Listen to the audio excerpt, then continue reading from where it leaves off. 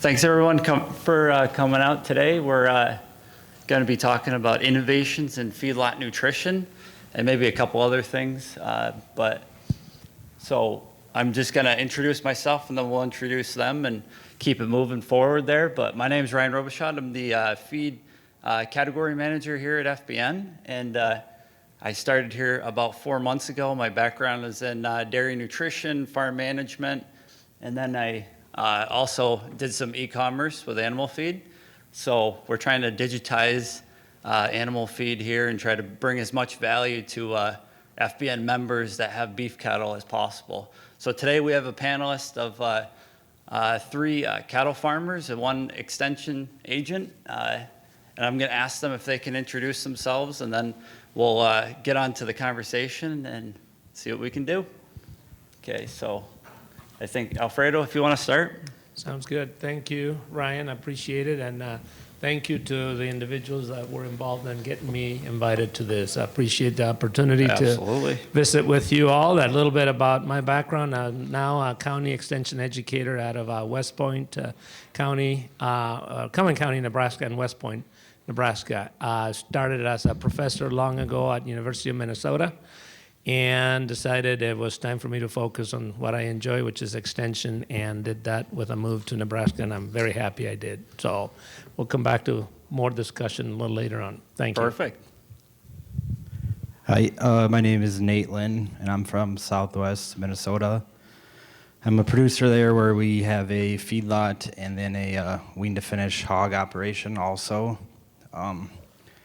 We kind of specialize in bringing in crossbred calves and bringing them all the way to finish. And we are currently doing a trial with some FBN nutrition that we will get into here in a little bit. Yeah, sounds good. My name is Mark Pankonin. I too am from southwestern Minnesota. I know a few of the guys on the panel when I was asked to come on. Yep. I was in pretty good company, so I appreciate the opportunity to be here. Hopefully we can share some good dialogue. I feed cattle near Lamberton, second, but strong second generation. My third is coming up. Yep. I want to sit in on some of them this afternoon as far as the generational transition. Yep. I think it's key. Statistically, they got about an 86% chance of failing in the third generation, right? So I hope my kids are paying attention. But no, I'm honored to be here, and we'll look forward to getting into discussions. Perfect. Right, I'm Leo McDonnell, and we're here from Wyoming, and my wife's here. We ranch in a couple different states, and then also have a feedlot. However, I was raised in a feedlot environment. However, our feedlot now is strictly feeding young bulls and then marketing them. We do a lot of genetic research and testing, have 5 bull sales a year. I think probably the reason I'm here is about 15 years ago we invested, as my wife will tell you, way too much money in a bunch of feed intake systems. So we take in about 7-8 million bytes of information every day. We can get individual feed intakes on 700 head of cattle at one time. And we've progeny tested them. We've got some ranchers been with us a long time. We've had some great success stories. I was telling Mark earlier today, we closed out a pen of cattle over at North Platte last June. Yeah, in June for 88 cent cost a gain, which is unbelievable. We've also tested steers out with Simplot, Grandview, Idaho, about 150, 200,000 head feedlot. They're like us. They believe in this efficiency stuff and the technology we're using, so they put in a lot of it too. We like to send them out there just to get third-party data, hands-off kind of deal. We've had some sire groups convert at 4.9, going on at 900 pounds, and we've had a couple others at 5.1 and 5.2. Going on at 900, coming off at 1,500 at slaughter. So, if it wasn't a third-party person gathering it, probably nobody would believe you. But we appreciate being here. We're also doing some work with Dr. Curley and FBN as we work on some of the amino acids within the ration to see if we can't improve it another 10-15%. And we'll do that this summer. Well, that sounds fantastic. We'd love to help you out there. Actually, we could talk a little bit more about that, Leo, on exactly how the Grow Safe system works and what you saw with that, and kind of everything else like the residual feed intake and some of that other stuff. I'm not sure everyone quite understands that or has even heard about that. So if you could tell us a little bit about that, your experience with that, what that does, and how that's changed your management on your farm, your ranch. Well, it changed, we market quite a few bulls, obviously, so it changed it pretty significant when we got into this in 08. We probably had the largest or second largest bull sales in North America. We made a decision to completely shift our focus in what we were doing and actually back down from marketing as many bulls and gave up some income just because of our belief in what we could do with this efficiency, especially a genetic trait called residual feed intake, or RFI.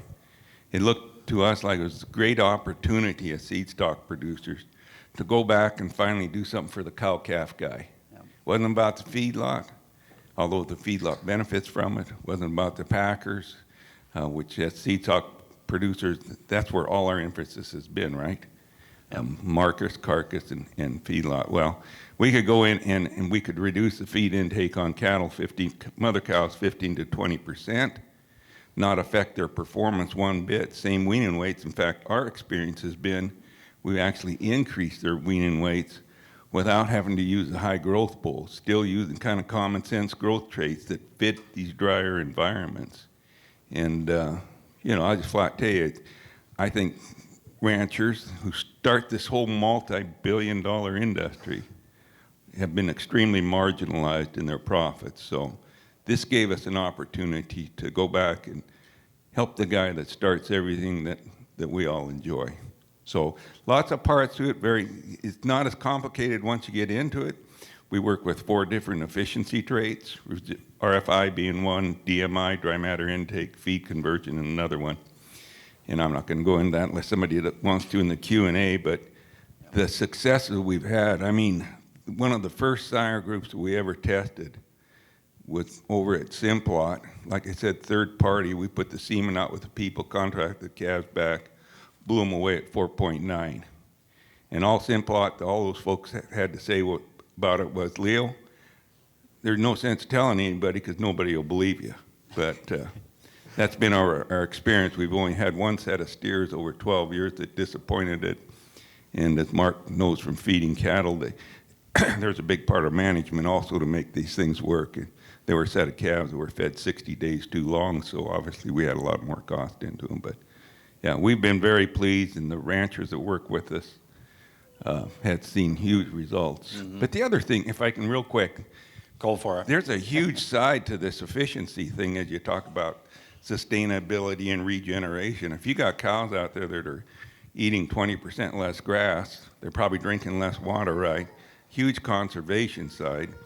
There's been a lot of work done. Monty probably did some at University of Missouri on methane. Obviously, if they're eating less and producing the same, then there's not as much byproduct, right? You can only do so much with each bite of food. So they got about a 30-40% reduction in methane on them. And there's actually a carbon credit on these genetics up in Canada. So there's some really neat stuff coming down the road that may very well have more economic value for a rancher as far as developing a new revenue stream than just the dollar efficiencies of. Yeah, and that's that enriched ag. That's one of the companies that's helping farmers to, actually be able to make some money there. So there's a few other companies. One of them is Greenstone. That's a farmer-owned co-op that's kind of doing the same thing. Pretty exciting stuff. You get another revenue source. At the same time, you're more efficient. So that could really put a lot of value on farmers' bottom line there. Does anyone here have any experience with working with Greenstone or Enriched? I think you, Leo, work with Enriched Ag, but have you guys worked with any of them? No? Someday. They got to pay more. Greenstone. Oh, they came about, I was at my first meeting, I think a year ago. It was in Yep. Sioux Falls, quite a following. I think they've procured a lot of dollars. I want to say they were, boy, I got to be careful now. They were looking for 10 million acres, which is $10 million. I believe that's Yeah. the number. And that they felt, and it's pretty hard to argue with the business concept of the leaders at Pipestone, but intriguing. We'll see where they go with this. I think they've had relatively good participation as far as acres signed up, but they're not alone. You know, there's Indigo, there's Bayer. It'll be interesting to see as we evolve. Right now, you know, you can just do some basic, it might be tillage practices, it might be cover crops. You can get $6, $8, $9 an acre, maybe 10, without a lot of effort. Most of us are doing stuff that would qualify us, just a matter of taking the time to sign them up. I think their vision is more along the lines of 100 plus an acre. That'd be awesome. Which maybe that makes $500 land rent a little bit more easy to cash flow, and but we'll see where they go. I think society, whether we agree with them or not, they're convinced that if we don't start sequestering carbon and lower our footprint, you know, I have a different belief personally, but I'll save that for the back of the room or the coffee shop. So anyway, if they want to pay you for it, it, you'll take the money. Yeah. Yeah. No problem with that. But yeah, anything okay. to add to Nate to the greenstone? No. Okay, perfect. So the next question was actually going to be for you, Nate.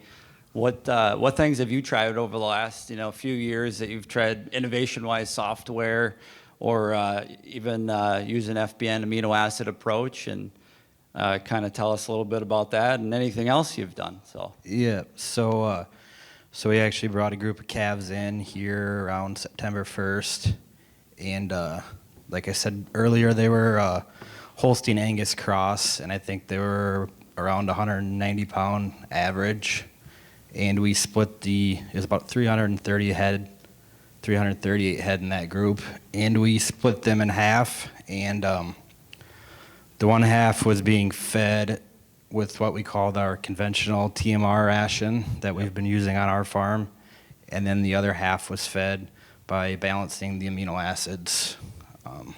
a head-to-head trial there. And Yep. Yep. So when we got the calves in, we individually weighed and tagged and recorded every calf weight. Yep. So, and then they've been on feed, roughly around 90 days. So we weighed them on, I think it was November 25th. We got the second weight after they had been on feed. So Yeah, so the results there look pretty good. Not quite wrapped up yet, but yeah, and we got to analyze it a little bit more, but we're looking pretty good. So yeah, so far I think we saw the amino acid balanced diet. Those calves had I think they were a 2.95 average daily gain, versus the conventional calves were a 2.65 average daily gain.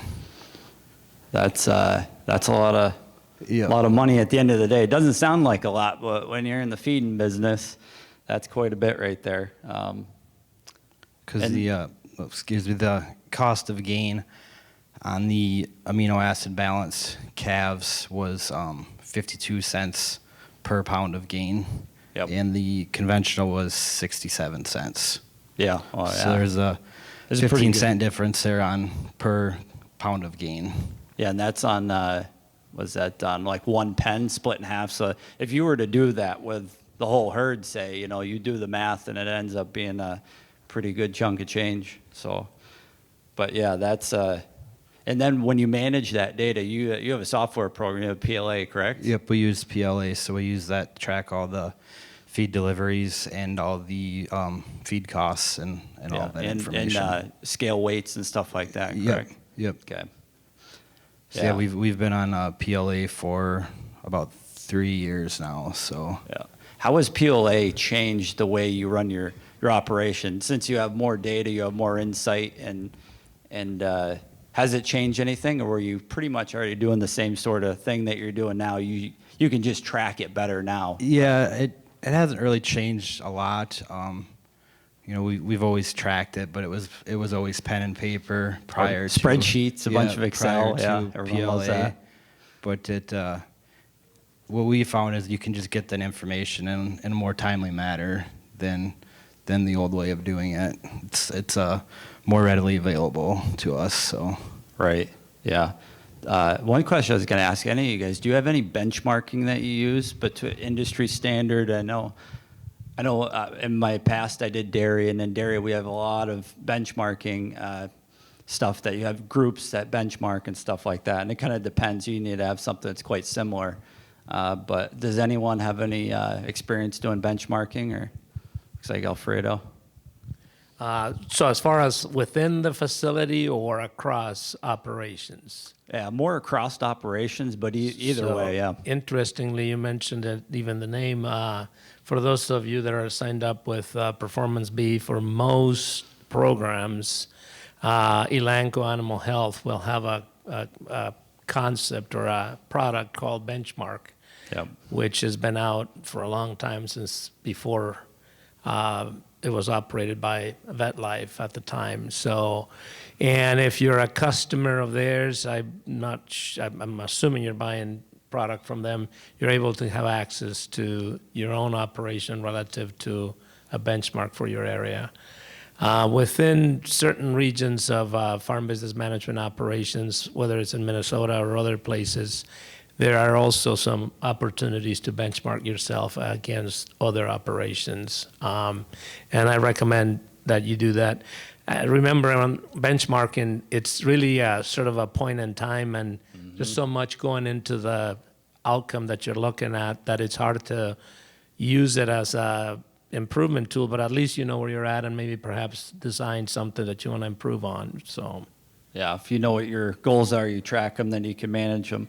And I asked that because in my past in dairy, we had DHIA, and they would go out and they would test on farms, and then they would have you printed in farm newspaper or so forth. But you had this every week or every month. You would have all the farms, pretty much their key performance indicators, and then people would get back and they read the magazine, see how high they rank, and boy, the farms that did that, they really pumped up their numbers. They're like, I want to be at the top, I want to make the most milk.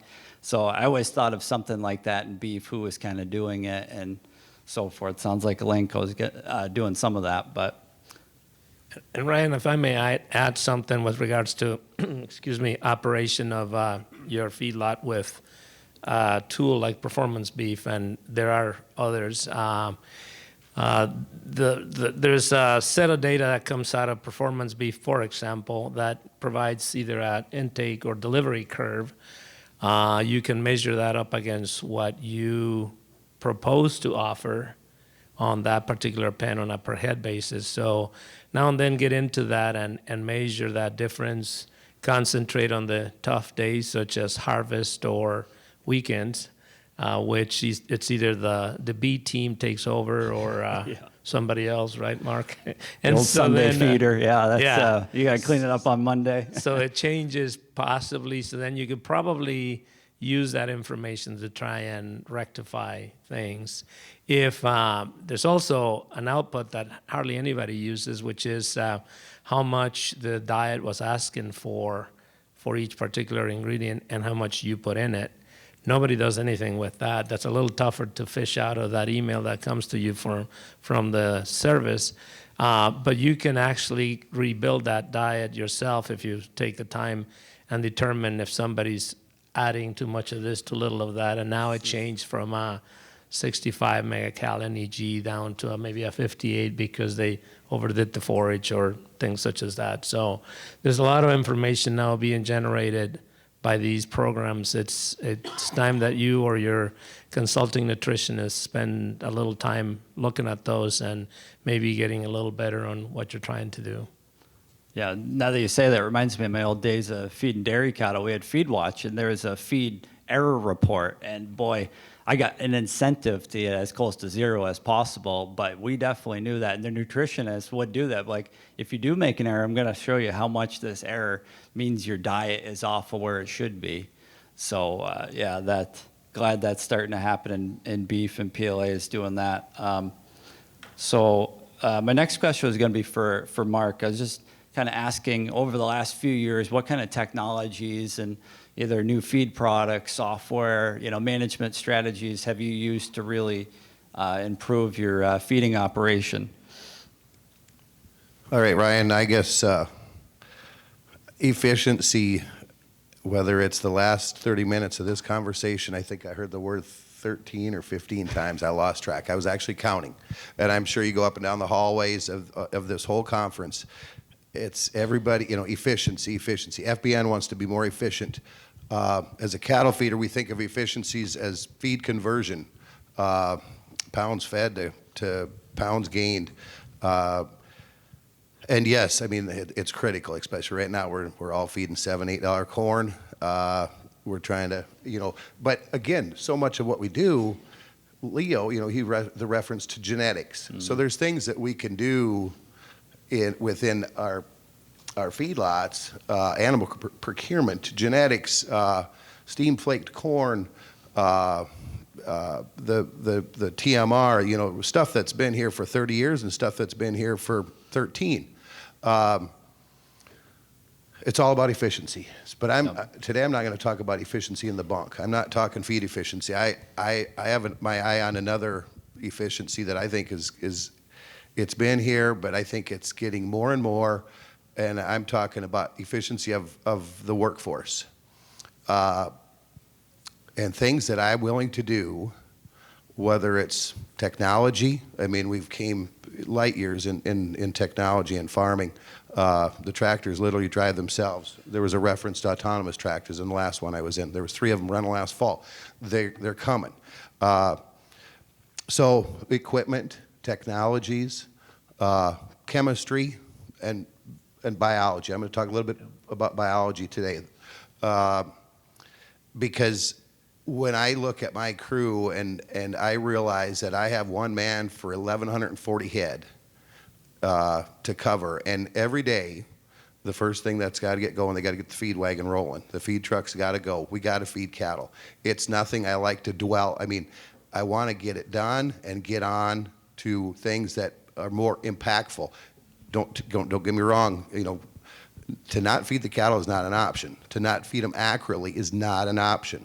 But if I can save 20 minutes a morning or 40 minutes, 45 minutes a day, that puts that crew on things where they can spend more time even just pen walking, cleaning waters, servicing machinery, processing, shipping, receiving, tidying up, just getting about their day. So the quicker I can get them through the feeding phase, the quicker I got them on to things that I think where they become where they can impact cattle. I always say I want you guys to make as big of an impact on as many cattle's lives on any given day as you can. We have 4,600 head on feed at the main yard at any given time, and I want as much time without getting into overtime situations to spend on primarily animal husbandry. I'm big on cattle comfort. I think let's revert right back to efficiency. Mm-hmm. That's one of the huge things to impact your feed efficiency is through good animal husbandry, good cattle comfort. What other things can we do? I buy equipment. I buy horsepower because it takes one man, whether I'm running 640 horsepower or 380 horsepower. I can cover theoretically almost twice the ground. Same person. Human resources I'm blessed with a fantastic crew, but I try not to overwork them. I try to give them the ability through equipment, technology, biology, chemistry. I give them as much power as I can to get it to make as much of an impact as they can on as many acres or as many livestock lives that I can in any given day. So about 5 years ago, a product came along. It's called Lactopro, and it was introduced to me as a way to, save a little roughage, little hay, and move cattle on to a grower, a finishing ration a little bit sooner. And it's just simply it's a megasphere of bacteria, and it naturally occurs in the rumen. And what this is it's an oral administration shoot side that basically replicates and puts more of that lactic acid consuming bacteria in, so I can get cattle off of the starter onto a grower and beyond to even a finisher, and I can save 7 to 10 days. But more so, I look at it, my ration gets a little bit cheaper as I get to that finisher. I don't like to hang around them step rations. They're not cheap, and I just want to get from starting at the bunk right to early finishing, late grower, early finisher diets. So by introducing the Lactopro, I seen there was some opportunity, but what I see the biggest opportunity, I don't have 13 batches every morning and every night to get X amount of cattle fed. I can consolidate cattle quicker, and that's exactly what I do. If I got cattle coming in, I might have 3 different inbound shipments within 10 to 13 days. And theoretically, old school, that means I got 3 different batches. Each one's got 200 head, or maybe one's got 400 head, or 360, whatever the number is. I just don't like to screw around with small batches because again, if you don't believe me, run your stopwatch. I don't care if you're making a 16,000 pound batch or an 8,000 pound batch. It takes theoretically within seconds of the same amount of time. So you now impacted 400 head of cattle versus 800. And you do that 4, 5, 6 times per feeding, times we feed twice a day. It ties the feed crew up too long in the feed mill and not long enough where they can start really improving the lives of these cattle. So that, I guess that, and another thing I put in, this was a year ago, I went to a batch box. I had 2 feed trucks running. COVID was, well, I got these orders in right in front of it, and otherwise I'm not sure if I'd have them today.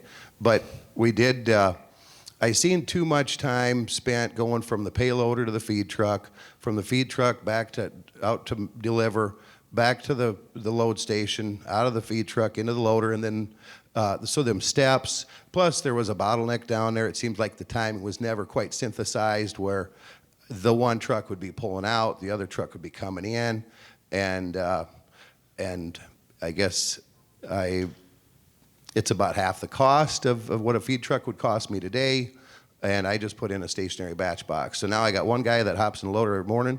I got another guy that hops in the feed truck. He's my bunk reader. He'll go around and he'll make the calls. We also feed performance beef. Yep. Once he enters them, they go right to the iPad in the loader. Sheldon gets his mixing order for the first batch, and away they go. And by not having, Sheldon getting out of the loader, into the truck, them wasted steps, and like I say, they seem so small, but you start replicating, and then it's done 365, so it does add up. And again, actually, this time I didn't have to spend money. I actually spent less to gain more, and right. That really is a win. Yeah. So a couple things that I've done, and like I say, I just look at this labor force and the society that we live in, the generation that's coming. My hat's off to those that are still willing to do what we do, because I'm not sure anymore once we get through our past and the current and maybe the next generation, I can't even really draw a visual around where protein's going to come from and where, who's going to want to, livestock, you guys know it, it's cold and the cattle got to get fed, and it's hot and the cattle got to get fed, and you want to go golfing and the cattle still got to get fed. There's just, we dedicate, we really do make a lot of sacrifices. And as I've seen the next generation of employee, not quite so willing to make the sacrifices but you got to hand it to them. They're not owners. We could get them into that potentially, but you've gone beyond the family. Mm-hmm. where, you know, at least you got something at the end of the day. So I really try to be super, super cognizant of is my staff overworked? Are they got enough time at home? Do they spend time with their families? Do they, you know, am I flexible enough? If I don't have all of them things, and part of the key in doing that is, again, that they got to get as much done in a 10-hour work shift as they can possibly get.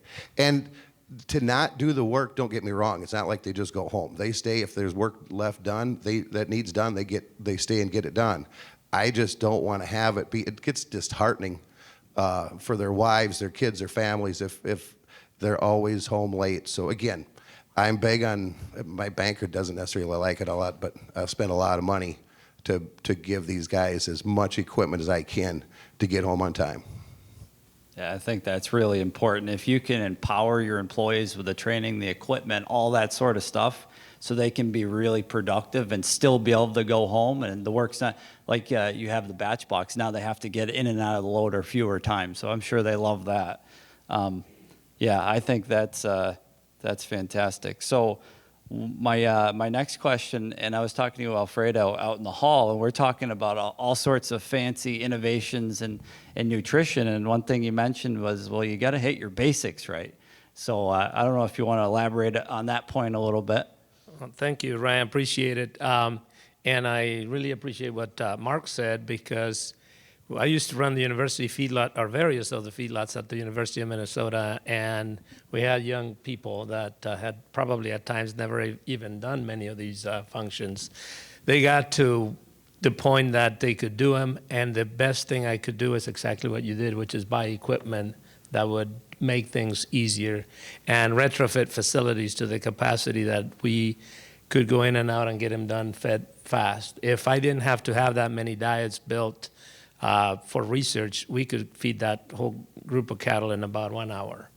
While I'm on that, it can slip back to the less innovative innovations. And this morning I had an exam for one of our graduate students at Minnesota, and somebody asked the question, how many times do you feed cattle a day? And she answered 1 time a day, or, you know, there's twice and 3 times a day.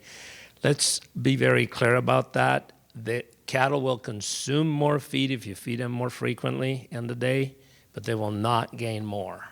So you have to decide if feeding twice a day versus once a day is for you.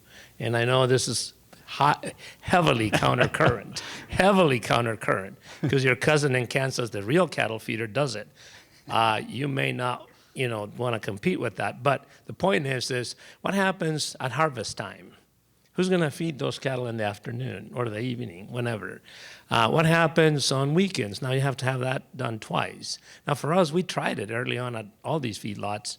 It didn't work for us because something was not working. And a bit like what Mark indicated, if it doesn't work, don't try it. Just quit it. Now you got to have all these elements. You got to talk to your nutritionist, see if you have the bunk space, if you have the quality of feed that it takes to do a once-a-day feeding. But just because your cousin in Kansas is feeding twice a day because he's a real cattle feeder doesn't mean you have to be one. You could still do it for once a day. And if you think about that, you start that tractor today, what is that, 4 to 7 gallons to the hour? Oh, I don't even want to think about it. at $5. $7 diesel, yeah. And so even another thing that Mark said with reference to grouping these cattle with the aid of a biologic, which is to be able to run fewer batches, load that mixer heavier, as long as it has the capacity, of course, and then getting out there to get that done on 400 head rather than on 200 head. Less errors. And so many times when I talk about the once-a-day feeding, people go, well, maybe I'll correct my error from the morning. What about if you duplicate it? You always think about the one that might go the good way, but right. What about the other way? So based on that, jumping into what I consider, I used to have a talk that used to be called Improving Efficiency with a Low Technology Approach. So we've talked a little bit about aids on the computer to help us feed cattle. We've talked about biologics. We've talked about grow safe, et cetera.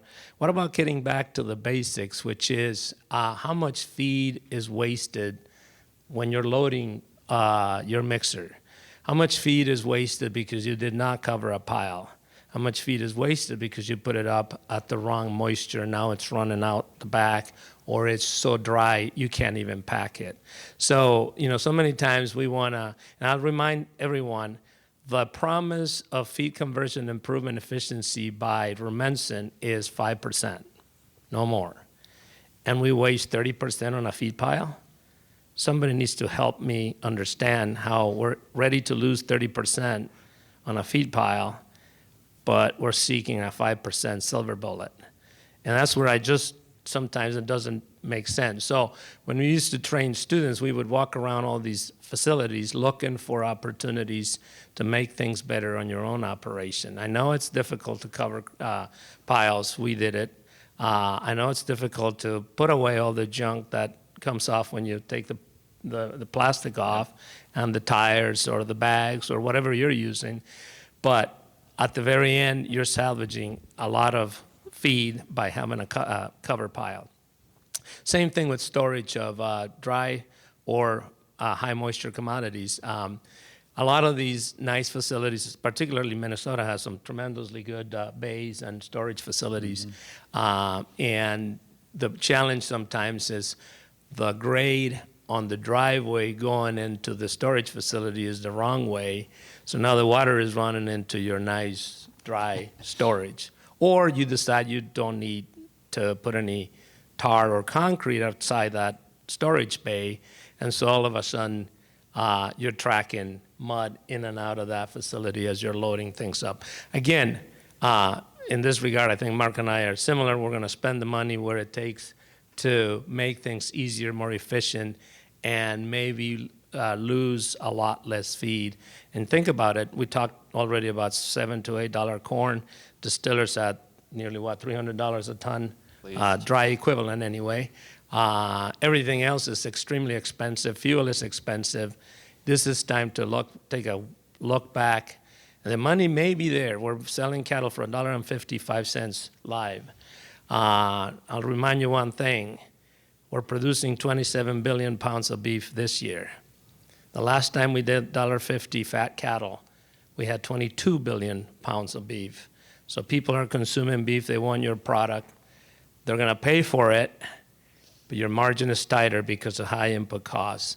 So go back to your facility, spend time with yourself, your family, whoever, consultants, and look at where you can do a little fixing here and there. Talking earlier about sagging gates in pens to get in and out. Yep. I mean, there is all kinds of stuff. I used to have a summer work list that started in June to fight issues that would come back and bite us in winter. And frozen waters is something we all hate, and they happen way too readily. So just some ideas to think back of some more low input, maybe not so innovative, but fun summer projects, I think they are. Oh, June fixing water. Quality of life, I called it. That doesn't sound like fun to me, but it's a lot better in January, though, that's for sure. We've all been there and done that before.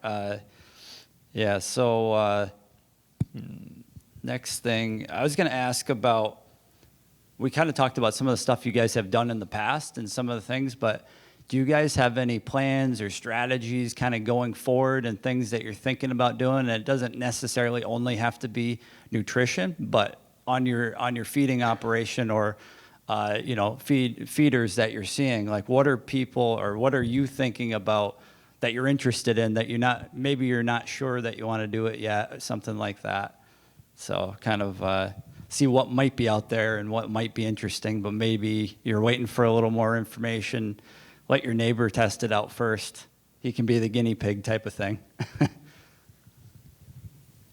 Anyone can go. I'm going to jump anyone. right in on this one, Yeah. just because of the mention of the LactoPro thing. As I already said on supply of beef, we're going to obviously go down on beef production. So replacement cattle, and I don't mean replacement heifers, I mean replacement feeder cattle are going to get more expensive. We're going to keep these cattle on feed longer. There is some data coming in from the MS Biotech folks about helping with late-term deads, which are one of the most horrible things that can happen because they're expensive and they're very demoralizing.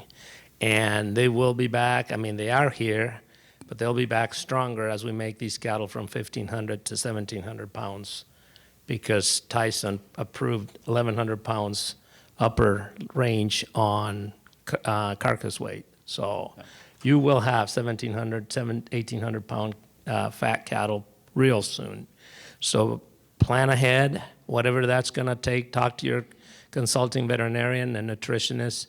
If it's time to cool that diet down a little bit, maybe it is time to cool it down. We don't all, again, need to be at 65, 68 megacals NEG. We could drop her back to 63, 62 at transition time, so these poor things can make it all the way to the end. In that regard, somebody was talking about benchmarking. When I look at production of beef out of what I call feeder farmer operation, which is most of what I think we're talking to today. In other words, you have acres for forage and grain, and you feed products from those acres. I don't want you to forget feed conversion efficiency, but do this. The check that you get in from the packing plant, mathematically, you don't have to do this for real, mathematically pay out everything on that closeout that did not come from your farm. Alfalfa, grain, whatever you produced on your own farm, that's the cash left over. Divide that cash left over by those acres, and then tell me if you're happy. I did this for bushel per acre of corn. Today, with $1.50 cattle, 100 bushels to the acre of corn with cattle gaining 3.7 pounds will make you break even on the cost of raising corn. You see what I'm getting at? Yeah. It's beef per acre. It is not we're not Texas feeding steam flake corn from somebody else. We are feeding our own crops. And when you do this math for alfalfa hay, you'll be paying yourself $600 to the acre. And you'll be like, what? Right. You work it backwards.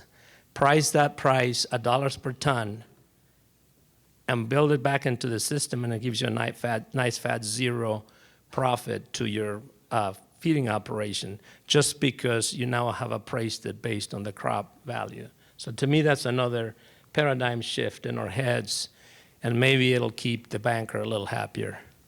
Yeah, that's kind of looking at it from a whole farm enterprise level too, and what your opportunity costs are and so forth. So yeah, that makes a lot of sense. I've seen a lot of people try to hit one benchmark and put their blinders on that, and then they miss out. You know, they'll be losing money, but they did really good on that one benchmark, you know. So definitely seen that before. Anyone else have anything else on that? Any future possibilities? It might be interesting, but you haven't tried it yet? Yes, no? Okay. No worries. You know, I think I'm not going to talk about it. You guys can go find it at the trade show, but something I'm watching is, the virtual fencing for the cow herd in Montana, but probably more so. I'm paying pretty close attention to these RFID, the low frequency tags, and the tag readers, and you can measure now trips to the bunk, activity of that individual animal. In fact, there's a light that'll even come on with these ear tags where if that animal is showing a fever, providing the tag is installed right, that light will come on. I don't even know what. Talk to Merck. I'm not giving them a plug, but I know it's at their booth because I was there about an hour ago. And that, I think, we talk about how do we get where one guy right now is covering 1,140 head. Maybe I can get them to where they can cover 1,400 head. Well, I guarantee I'm going to have to spend less time looking for sick cattle, more time just pulling and doctoring. So it's not something I'm incorporating. I'm currently utilizing, but it's something I'm paying pretty close attention to. Yeah, I've seen those over the last couple of years, and they look really interesting. You don't want them to not work. All of a sudden, your cattle are out at 2 a.m. and the neighbors or something. That's no fun. I should say it. I think this goes well beyond Merck. I know I'm familiar with their product a little bit, but I imagine there's other suppliers. Yeah, for sure. Did you have anything on that, Leo, or anything you're thinking about doing? Well, I like the fact that Mark brought up animal behavior and stuff with the RFID tags, but which we're really big into animal behavior for lots of different reasons, for grazing on the ranch and also performance and efficiency to be gained in the feedlot. And we actually measure a lot of that stuff. We got some cows out right now, not at our place, another place with cameras on them actually, studying grazing pastures. And in our systems, we can actually measure bite pressure. So if you're into rangelands and that kind of stuff, or bite pressure becomes important if you understand the value of a good root system.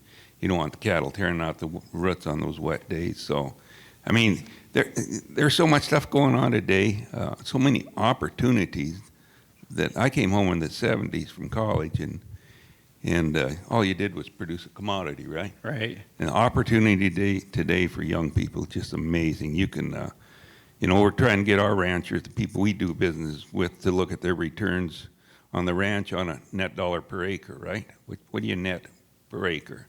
I don't care what those calves wean. I don't care what you sold them for. I don't care about any of that. What's your return on your investment, right? And then look at the things that go into it that impact it, and then adjust accordingly. But what else can you do to create new opportunities, right? We talked about some of it earlier, but you have the potential coming down the road, I think, of having an additional revenue stream on a ranch with some of these climate demands. Whether they're legit or not doesn't matter. But if them crazy guys want to pay you for it, you can make another $400 or $500 on an animal unit, which the last couple of years, most of you have been lucky if you made $100 an animal unit net. You've tripled your net returns 400% or 500%. Why wouldn't you go after that? You've got a lot of recreational value out in our country where you can improve a animal units to net return $150, $200. It's just amazing. You've got the ability to, with Amazon now, to market direct. It's just, especially with the climate smart stuff, and get huge premiums. And I appreciate some of you don't want to do it. Well, that's your choice. But the opportunity's there for those who want to do it. But there's a lot of neat stuff coming down the road, and deals like this are very helpful in getting it all out and letting producers share ideas with producers. So I appreciate this opportunity. Absolutely. So I think now we'll open it up to some questions if anyone has any questions. Any questions in general or for any of the panelists? Yes. This is a question for you, Mark. When you were using the LactaPro, have you seen any issues with the LactaPro on starting like your 400 or 500 pound cattle and transitioning to a grower? That's a great question, and to answer it really bluntly, that's about the weight group. I don't start a lot of 4 or 5 weights.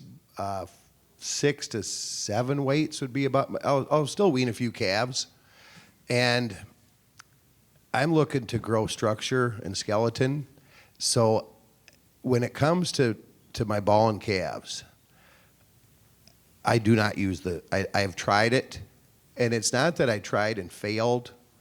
I just rethunk it, and I'm like, why do I want to fast track the rumen of a calf fed, a ball and calf, needless to say, when really my objective is to just get that calf, onto 54, 55 maybe, and just spend some time there and just start putting some skeleton on that calf. And again, I guess when it comes to, they're so finicky, they don't know what a bunk is, they don't know what a fountain is, they know what streams and mama looks like, and they just had their life turned upside down, and I guess I want to make the next 42 days is about exactly what it takes to get me a calf weaned off the cow to on a grower. It takes me about 12 just to get them, at where I think I'm satisfied with their intake level, and prepare for, pneumonia and everything else that can kind of get when that immune system is weak. So I guess I'm not saying it doesn't work. I know it's used. But I personally, other than the one group 5 years ago, I have no experience with it. Sorry, I couldn't be a bit more defined. Yeah, perfect. Anyone else? Any questions? Okay, we got one right back there.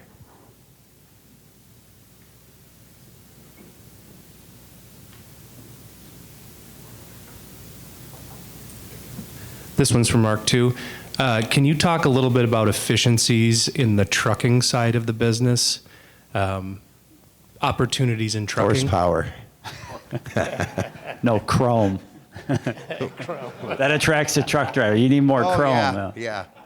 Okay, efficiencies. I guess I'm going to say we went from 80,000 5 axles to 7. So we could used to be 80,000 pounds, and now we can gross 97. That puts an extra 10,000 in the box, and now instead of loading 50, we're 60. That's 20%. Little bit of fuel consumption, but not a lot. The driver doesn't get paid anymore. Owner-operators are happier because, you know, they see revenue based on their percentage of the load. But I don't know. I hope there's no DOT people in here, but I know the other thing we I don't like let them in.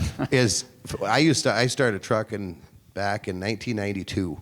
I had 400 horse, and it took me 16 and a half hours to get cattle from, we'd cover a lot of that central Montana, and we didn't have our grow yards then, so a lot of them truck calves, I mean, we were filling up with 1,200 head of balling calves.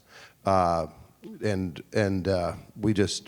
were, geez, that was probably 80% our capacity in 1992.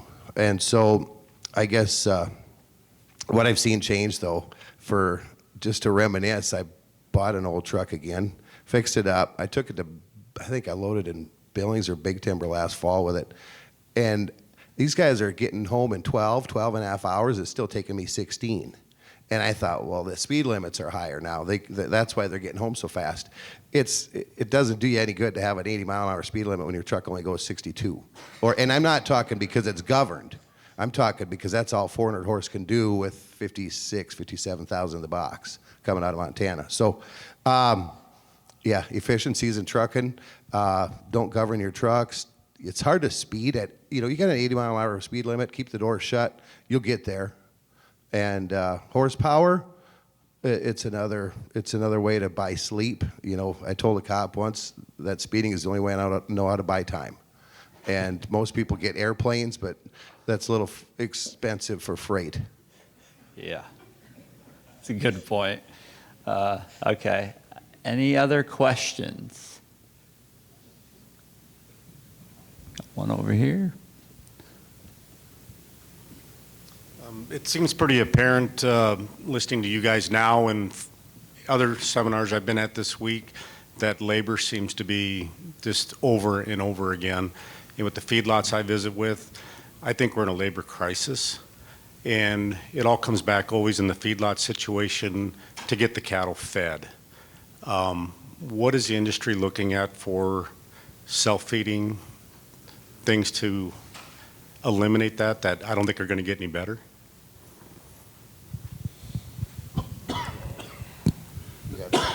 Well, I'm going to start. I was going to say, I know a little bit about this in dairy, too. Yeah, so in dairy, Lely has a couple of setups. I mean, the overhead is really expensive, and this is on like a smaller, mid-sized dairy, like 200 cows to 1,000 cows, but you're talking about many hundreds of thousands of dollars, and this thing runs a lot of little batches. And you could scale it up. A few other feed mixing companies have kind of tried some of this, but it hasn't quite, the dollars and cents haven't made much sense. What always seems to make more sense is to get good people, give them the equipment, give them the training, the resources so they can feed more cattle more efficiently. So, one good person can do the work of what used to be 5 or 6 people, in 1980s. So that's kind of what I see. But people are working on, automating that. But it's really hard when you have an environment with a feedlot and you have a lot of different barns it has to go to and stuff like that, and it's so expensive, and then you got to maintain it and all that kind of stuff. But that's my 2 cents. You know, I may add this. You know, I don't know if we're going to be able to go back to self-feeders. I know my dad fed cattle on self-feeders when I was probably just out of diapers. But something that I do think we can do, we still got to feed the cattle. I agree with Alfredo. I used to be that guy that'd make fun of the guy that was, I thought they were too lazy if you only fed once a day. But I will honestly say I've studied this thing hard, and I was wrong, and once a day will get it done.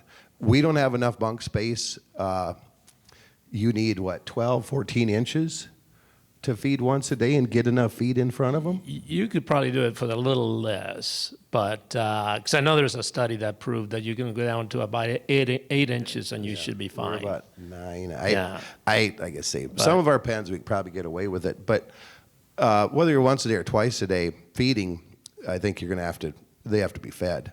The one thing that one facility type that we have that really has taken a huge demand off of labor is the deep pit barns. About 40% of our capacity is on slats. If I was to do any further expansion, and I will stress the word if, it would be it'd continue to go expanding my bunk space onto the deep pitted barns. Rubber mats, performance is really good.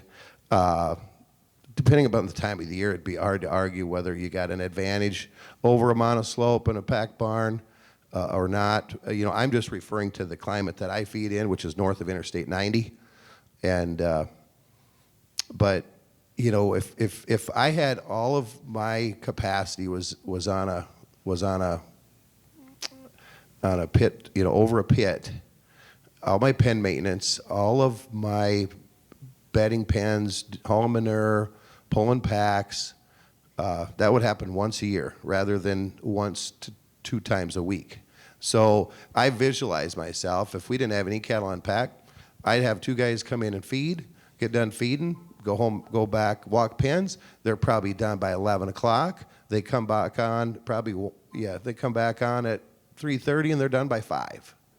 And that happens, that could be 11 and a half months of the year. And then the other 2 weeks, I got to bring, 17 guys in to take the manure out in a timely fashion. But I think there's probably more ways to save our labor and be less boots on the ground required on a daily basis as far as our facility types, as opposed to going back to some sort of a self-feeding environment. I would agree with both of your comments there, Ryan and Mark. You hit it on the head pretty good. No, you know H2A. Nate, did you? Yeah, there you go. Yeah. So yeah, we actually got hooked up with the H2A program here this August. And then we had an employee from South Africa come up and help us through harvest. It's been a good program so far. And the way that our program is set up is, well, he came on so late because we didn't get the paperwork done until August. But normally he would come in March, around March 1st, and then leave the end of December. And then he goes back home for 2 months, and he's back on for 10 months. But for our farm, he was maybe hired on more for the harvest or the crop side of our operation to help free us up a little bit more on the feedlot side. So. Perfect. Yeah. Any other questions? Oh, Dr. Curley, go ahead. So Alfredo, you look forward in how extension functions. What's your thoughts on how we're going to get information out to people into the future? It's leaving me behind real fast, money. My colleagues are using all the social media platforms, and I don't know. I think, a little tidbit that flies over whatever social media platform probably, in my opinion, doesn't get it done. I hope it does. If you're really tuned into the situation day in, day out, it probably will, right? Like Monty Curley says, do this, right? But if you're starting out somewhat, as a young person in the business, maybe one of our immigrant visitors that comes to do work with us, they're going to take a long time to capture the entire concept that we're trying to pass on to them by just snippets on Facebook, whatever you want to pick for platform. So to me, and I've envisioned this for a long time, Monty, it's time that we get real serious about educating the labor force, back to some of the questions on labor. And yes, we do have a labor crisis, to make sure that they feel valued. And Mark's examples of how he makes his employees feel valued are very, very on target. The challenge is if you ask nearly, well, not nearly, I won't make that broad statement, but you can probably drive around and ask somebody in labor, not in labor, hopefully not in labor, somebody out in the country about their experience at a feedlot. There's a good chance they don't understand the whole concept. They're doing this every day, with a hammer somewhere, right? And that's all they know. And so that disenfranchises that individual from the entire operation. So who needs to be doing that training? I think Extension should be the broker of that type of training, to a level of perhaps certification is what I'm proposing, at least here in Nebraska. Because if we don't get this going, these individuals will not feel valued at their operation, right? So a certificate level 1, 2, 3. The teachers don't all have to be Extension. They could be somebody from Tyson, for all I know. It could be somebody from Valley Irrigation, who knows where, right? But then the system, the university system, brokers that to get the education accomplished.